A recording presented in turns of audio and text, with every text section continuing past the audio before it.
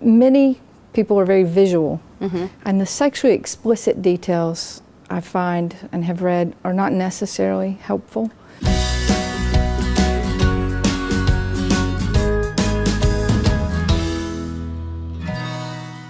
After an affair, is it necessary to reveal everything? Is it better to go through all the gory details, or are some things really better left unsaid and maybe sweep those under the carpet a little bit? I love telling our couples that a healthy marriage is an IQ test.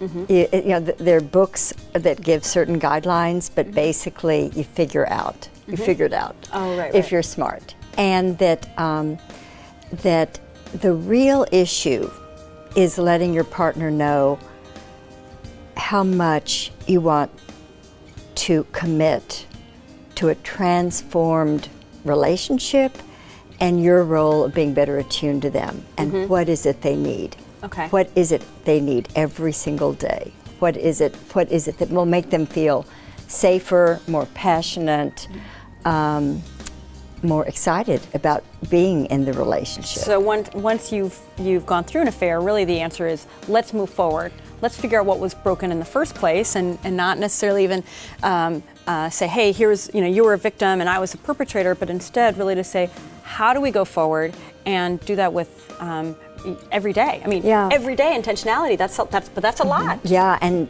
but my role is to own that I have failed you. I haven't been functioning well enough, and what is it that you need going forward? But I find that the hurt partner tends to kind of really want to talk about it a lot, you know?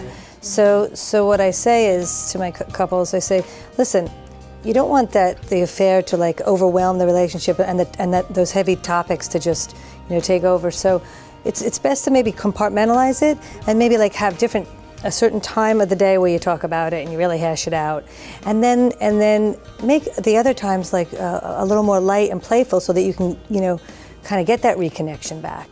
They're in crisis, Right. so at first they're going to want to talk about Absolutely. it 24/7. Definitely. It's the discovery stage. There's a lot of information they want to know, and then over time the containment to say, okay, it takes time to get there. And then how to communicate consciously with one another. And as your question to reveal everything, many people are very visual, and the sexually explicit details I find and have read are not necessarily helpful because it just burns this image in their brain.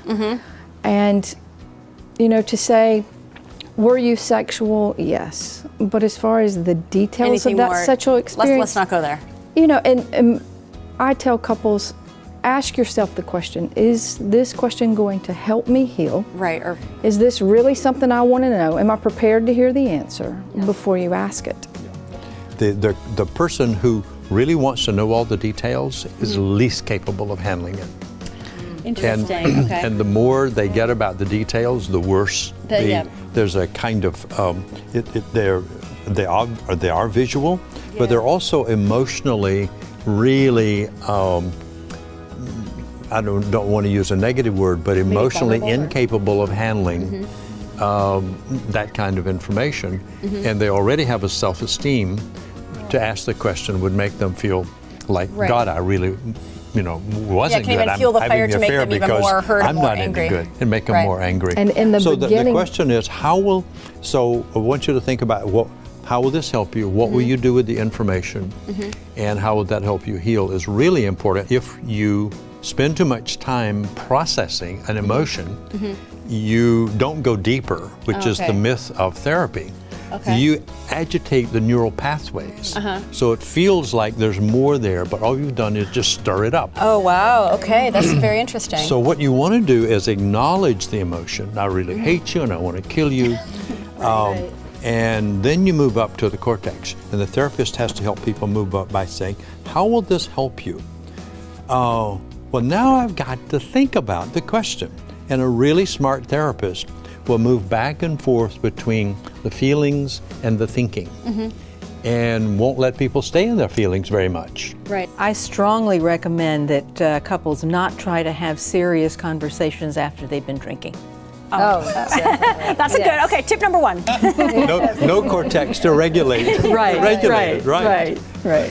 And they enter into the therapy process in crisis. Yeah. Couples have to be taught how to function out of new brain. Right. It takes practice. And they may want to hear everything in the beginning, and it's the therapist's job to help them navigate, is the word I use, their affair recovery, to know how to ask, what to ask, when to ask, and as a therapist, containing them and keeping them intentional in how they're moving in that recovery.